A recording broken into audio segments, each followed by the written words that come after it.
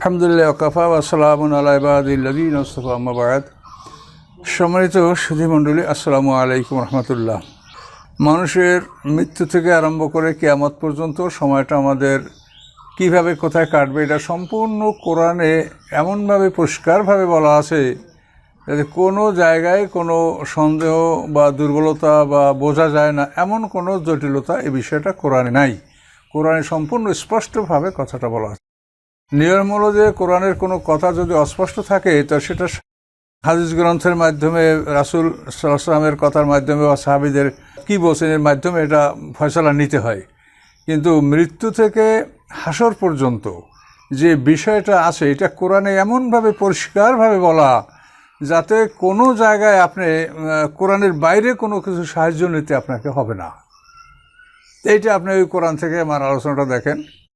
মৃত্যুর সময় আসলে তখন আল্লাহ বলছেন তাওফাতু রুসুলুনা, অর্থাৎ আমার রসুলরা, এই রসুল বলা হয়েছে ওই মৃত্যুর ফেরেশতাদেরকে, আজরাইল গুরু ফেরেশতাদেরকে রসুল বলার কারণ হলো যে তারা একটা আদেশ নিয়ে যাচ্ছে যে কোন লোকটার জান কিভাবে কবজ করা হবে, তাকে কতটুকু শাস্তি দিতে হবে। সব কাফেরও সমান না, সব মোমেনও সমান না, কাজে কোন লোকটার কিভাবে জান কবজ করতে হবে, কিভাবে কতটুকু কষ্ট দিতে হবে, কতটুকু শান্তি দিতে হবে, এই আদেশ নিয়ে তারা আল্লাহর কাছ থেকে আসেন। এই জন্য তাদের বলছে তাওফাতহু রুসুলুনা। এবং এই রসুলরা সুম্মা রুদ্দু ইলাল্লাহি মাওলাহুমুল হক, এরা ওখান থেকে জান কবজ করে তাদের প্রকৃত মাওলার কাছে তাদেরকে নিয়ে যাবে। তো এখন নিয়ে যাবে, এর মধ্যে আল্লাহ বলেন অমে ওয়ারাইম বারজাকুন ইলা ইয়াউমি ইয়াবাসুন, তাদের সামনে একটা পর্দার আড়ালের জগৎ আছে। সেই জগতের পরে সেই পর্দারা যখন তারা ঢুকবে তখন ইয়াউমা ইউবাসুন, অর্থাৎ কিয়ামত পর্যন্ত ওই পর্দার আড়ালের জগতে থাকবে। সেখানে তারা কোথায় থাকবে সেটা আল্লাহ বলে দিয়েছেন, দুইটা জায়গায় থাকবে, ইল্লিন এবং সিজিন। মোমেনরা ইল্লিনে, কাফেররা সিজিনে। তো এখানে তারা ইলা ইয়াউম ইউবাসুন কোরআন যে কিয়ামত পর্যন্ত এখানে থাকবে, সিঙ্গার ফুৎকারে এরপর তারা বাইর হবে এবং কিয়ামত পর্যায়ে অন্য আলোচনা সেটা দেখবে। তো এখন এই বিষয়টায় অন্য কোনো রকমের এমন কিছু নাই অস্পষ্টতা যেটার জন্য আমরা হাদিস বা অন্য কারো সহযোগিতা নেব, এখানে এরকম কোনো প্রয়োজনীয়তা নাই। বিষয়টা হলো যে এগুলি আমাদের আলেম সমাজ, আমরা আলেম কেন আমি বলছি, এগুলো তো আমিও বুঝি নেই। তার কারণ আমরা ছোটোবেলার থেকে যে পরিবেশে বড় হয়েছি তাতে তো আমরাও জানি যে মন কানে কিরে সোয়াল জব আছে, সোয়াল জব করবে, এগুলো আমরা যখন নাবালেক তখন থেকে আমরা শুনি আসছি। কাজে আমাদের মনেও এরকম একটা বিশ্বাস সৃষ্টি হয়েছিল। কাজে আমরা যে আপনারা যারা আমাকে সমালোচনা করেন তাদেরকে আমি মন্দ বলবো না, তার কারণ এটা আমাদেরও আপনাদের মতো এরকম একটা ধারণা ছিল। আপনারা যেসব প্রতিষ্ঠানে লেখাপড়া করছেন আমরাও এরকম প্রতিষ্ঠানে লেখাপড়া করে বড় হয়েছি, তাতে আপনাদের আর আমাদের ধারণাটা একই রকম ছিল। কিন্তু কোরআন গবেষণা করতে গেলে দেখা যায় যে আমরা যে জন্মগতভাবে বাল্যকাল থেকে আমরা যে ধারণাগুলি আমরা লালন পালন করে আসছি আমাদের মধ্যে, এই ধারণাগুলি অনেকটাই কোরআনের খেলাফ। তো এটা বোঝাবার জন্য আমি আর একটা কোরআনের আয়াত আপনাদের কাছে বলছি। আল্লাহ রসুল বলেন, কোরআনের আয়াত, আল্লাহ বলেন সূরা সাবার 28 নম্বর আয়াত, ওমা আরসালনাকা ইল্লা কাফাতাল লিন-নাসি বাশীরান ওয়া নাযীরা। আল্লাহ বলেন, হে রাসূল, আপনাকে আমি সমগ্র মানব জাতির উদ্দেশ্যে আমি প্রেরণ করেছি, আপনি সুসংবাদদাতা এবং ভয় প্রদর্শনকারী। যেখানে কাফাতাল লিন-নাস অর্থাৎ আল্লাহ রসুল সমগ্র পৃথিবীর মানব মণ্ডলীর জন্য রসুল, এমনকি মানুষের পরে জিন জাতির জন্যও তিনি রাসূল। তাহলে যিনি সমগ্র জাতির জন্য রাসূল, তার বাশীর এবং নাযীর দুইটা কাজ। তো এই দুইটা কাজ তিনি সকল জাতির জন্যই সমানভাবে তিনি এটা প্রচার করবেন। বাশীর সুসংবাদ দিবেন, নাযীর ভয় প্রদর্শন করবেন। এখন আমরা মরার পর থেকে আমাদের কবর আযাবের একটা বিবরণ আছে যে এইভাবে এটা একটা নাযীর ভয়, এটা মানুষ ভয় করবে। তা আচ্ছা, এইটা যদি আমাদের মুসলমানদের জন্য ওই রকম কবরে এরকম শাস্তি হয় বা এরকম ফেরেশতা আসে, এরকম যদি ভয় আমাদেরকে আল্লাহ রসুল দেখান, তো উনি তো আমাদেরকে যেরকম সতর্ক করছেন এরকম মানে হিন্দু ধর্ম বা মুশরিক যারা তাদেরকেও তো সতর্ক করবেন যে তারা মরার পরপরই তাদের কবরে ওই রকম ফেরেশতা আসবে বা তাদের চিতায় ওই রকম ফেরেশতা যাবে, শাস্তি দেবে, কি না করবে না করবে। এটা হিন্দুদের জন্য ওই কবরের পরের কি অবস্থাটা হিন্দুদের জন্যও থাকবে, এটা ইহুদিদের জন্যও থাকবে। ইহুদিদের অবস্থা কী হবে মরার পরপরই, তারপর খ্রিস্টানদের অবস্থা কী হবে মরার পরপরই, আমাদের মরার পরপরই কবরে ফেরেশতা আসবে, তো ওদের কবরে কী আসবে সেটা আল্লাহ রসুল বলবেন না। তিনি সমগ্র মানব জাতির রসুল, এটা তো কোরআন আয়াত, কাফাতাল লিন-নাস। তাহলে তিনি আমাদের মুসলমানদের খালি কবরের কথাটা বলে গেলেন, আর আর কবরের কথা বলবেন না? হিন্দুদের কবরে কী হবে, ইহুদের কবরে কী হবে, খ্রিস্টানদের কবরে কী হবে, বৌদ্ধ ধর্মের কী হবে, নাস্তিকের কবরে কী হবে? এটা আল্লাহ রসুল যেহেতু বাশীরাও না, যেহেতু কোরআনের আয়াত, এটা হালকা মনে করবেন না, এটা হাদিস না, কোরআন। তিনি সমস্ত মানব মণ্ডলীর বাশীর এবং নাজির।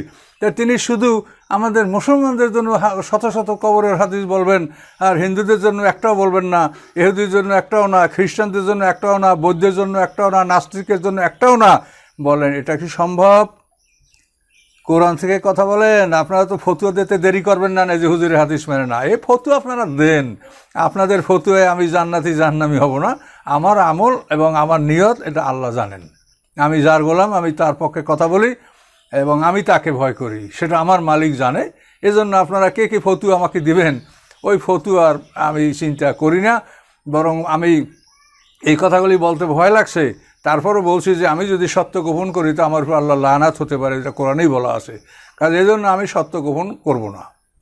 কাজে এই জন্য আপনারা এটা বিবেচনা করে দেখেন যে আল্লাহ রসুল শুধু আমাদের কবরের জন্য মোমেনদের, তিনি কি খালি তাহলে মোমেনদের রাসূল? তাহলে আপনারা যারা বলেন সহিহ হাদিস, তাহলে তারা বলেন তাহলে কি আমাদের রাসূল কি খালি মোমেনদের রাসূল? তিনি কি হিন্দুদের রাসূল না? তিনি ইহুদি খ্রিস্টানদের রাসূল না? তিনি বৌদ্ধদের রাসূল না? তিনি কি সারা পৃথিবীর মানব জাতির রাসূল না? সমগ্র পৃথিবীর মানুষকে তিনি সতর্ক করবেন না? কাজে আল্লাহ তাআলা তাকে যে বিধান নিয়ে পাঠাইছেন সেখানে কিন্তু ওরকম কিছু নাই। সেখানে আল্লাহ বলছেন যে কোন ফেরেশতা তাদের জান কবজ করবে, এটা আল্লাহর পক্ষ থেকে তারা চিঠি নিয়ে বা দায়িত্ব নিয়ে তারা যাবে। যাওয়ার পরে যার যেভাবে জান কবজ করার জন্য আল্লাহর আদেশ সেইভাবে জান কবজ করবে, করিয়ে কি করবে? সুম্মা রুদ্দু ইলা মাওলামুল হক, তারপরে তাদেরকে তাদের প্রকৃত মাওলা মালিক এর কাছে নিয়ে যাওয়া হবে। এখন যে মালিক কাছে নিয়ে যাওয়া হবে, সেখানে আল্লাহ বলছেন যে আমার কাছে সবার মৃত্যু না হওয়া পর্যন্ত আমি সবাইকে ডাকবো না।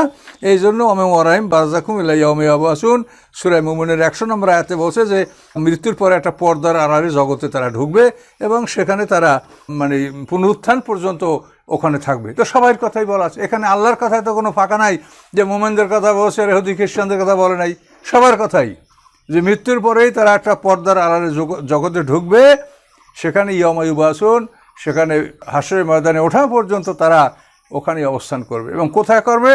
আল্লাহ বলছেন হুয়াল্লাযী খালাকাকুম ফামিনকুম কাফির ওয়া মিনকুম মুমিন। আল্লাহ তোমাদেরকে আল্লাহ সৃষ্টি করছেন, তোমরা দুইটা দল, কাফের এবং মোমেন। কাফের কথা আগে বলা হয়েছে।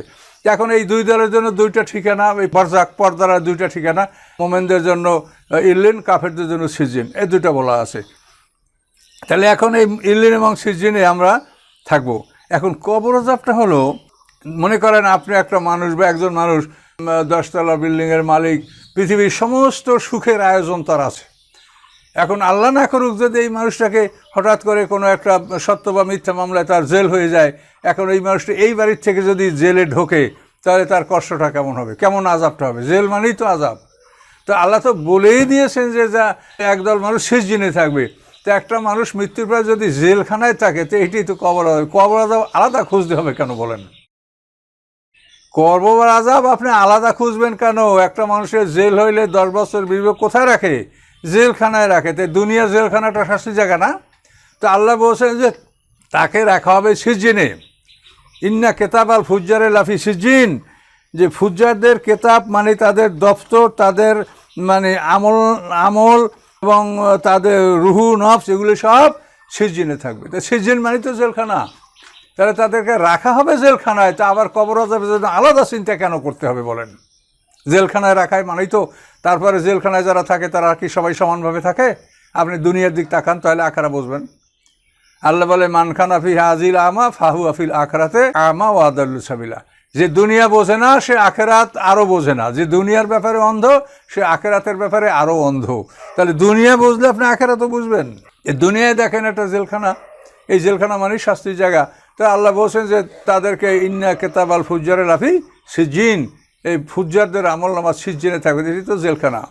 তারপর তাকে তার প্রকৃত শাস্তির পরে যেখানে রাখা হবে সেই অবস্থানটা তাকে দৈনিক 2 বার দেখানো হবে। সে ইল্লিনে সিজজিনে যে যেখানে থাকবে। এটা কেমন কথা বলেন তো?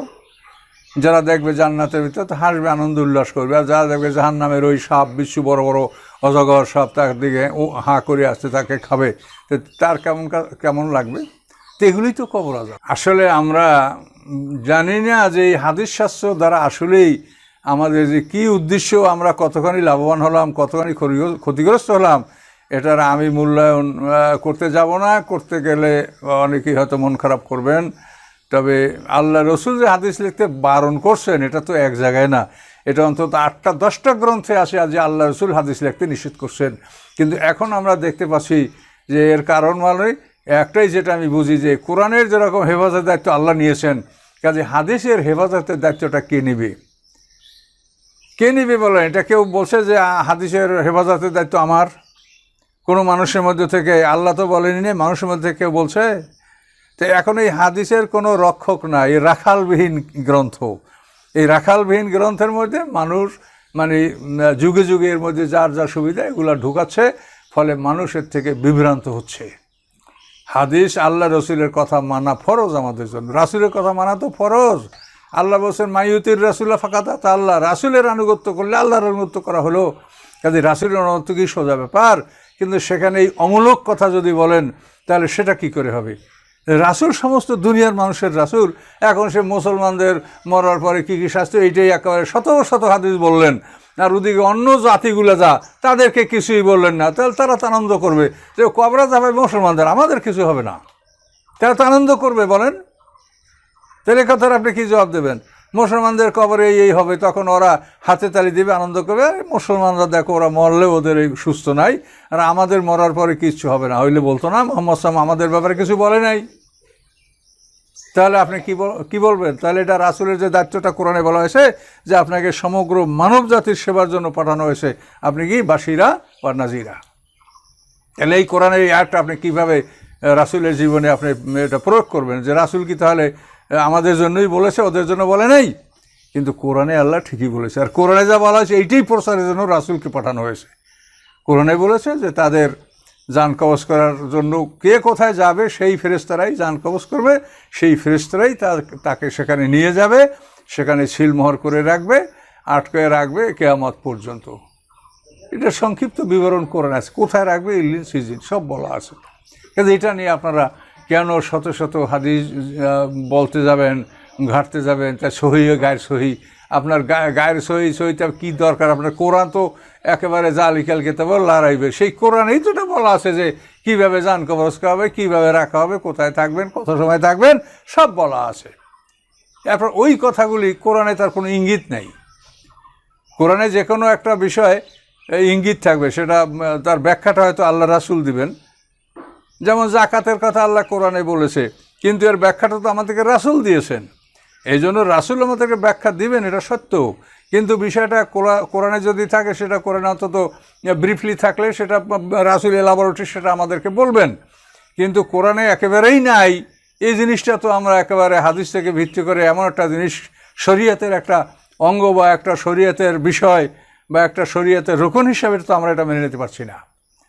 এবং যদি সেটা হয় আবার কোরআনের খেলাফ, সেটা যদি রাসূলের সম্মানের মর্যাদার খেলাফ, এই হাদিস যদি আপনারা কবরাজ ভাই, তো রাসূলের মর্যাদার খেলাফ হবে, যেহেতু তিনি সমস্ত জাতির জন্য রাসূল, আর মুসলমানদের জন্য তিনি শত শত কথা বললেন, আর অন্যদের জন্য একটাও বললেন না। এটা রাসূলের মর্যাদার খেলাফ না, এটা তার সম্মানের খেলাফ না।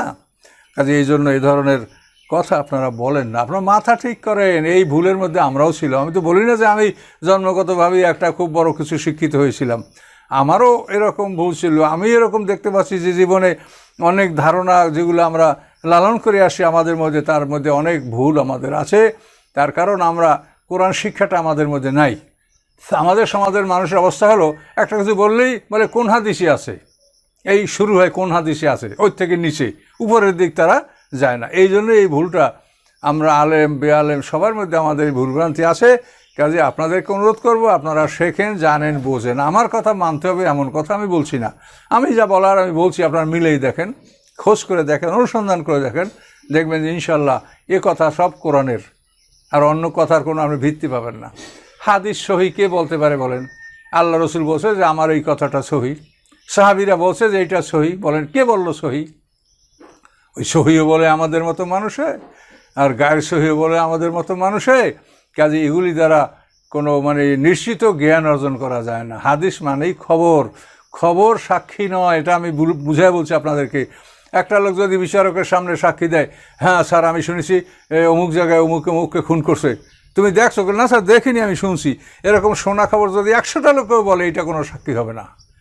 সাক্ষী হবে ওটা যে বলবে যে আমি চোখে দেখছি যে অমুক জায়গায় অমুক খুন হয়েছে, অমুক অমুক দেখো, এইটা হবে সাক্ষী। তা হাদিসের ব্যাপারে কোনো সাক্ষী আছে? হাদিস সব খবর।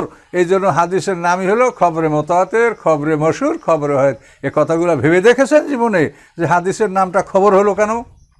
যেটা সবাই শুনে বলছে, কেউ দেখে বলে নাই, সবাই শুনে বলেছে। তো শোনা কথা তো কোনো মূল্য নেই। এবং আল্লাহ রাসূল তো কথাও বলেছেন যে কাফাবেল মারে কাজে বানাই হাদ্দেসা বিকুল্লিম্মা সামিয়া, একজন মানুষ মিথ্যাবাদী হওয়ার জন্য এটাই যথেষ্ট যে যে যা শোনে তাই বর্ণনা করে। এটা আল্লাহ রাসূল বলেন নাই? দেখেন, কাফাবেল মারে কাজে বানাই হাদ্দেসা বিকুল্লিম্মা সামিয়া, যা শোনে তাই বলে।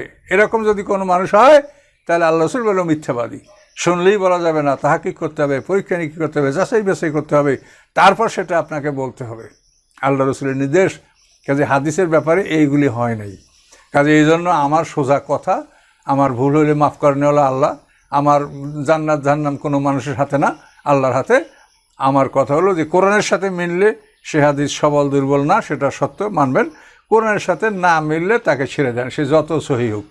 সহির জায়গায় সহি পড়ে থাকার মন্তব্য করার অন্তত আমার দরকার নেই, ওখানেই থাকুক উনি, আমার ওটা কাজে লাগে না, আমি লাগাবো না, এ পর্যন্ত। তো এই জন্য আমি আমার আলোচনাটা এখানে আবার সম্পূরক আলোচনা আপনাকে দিলাম, যাতে আপনারা বিষয়টা নিয়ে চিন্তা ভাবনা করতে পারেন এবং একটা সঠিক জিনিস, সঠিক সিদ্ধান্তে আসতে পারেন, এবং ইসলামকে নিয়ে যেন মানুষ হাসি তামসা করতে না পারে, এই জন্য আপনারা সতর্ক হন। ইসলাম একটা হাসি তামসার বিষয় না।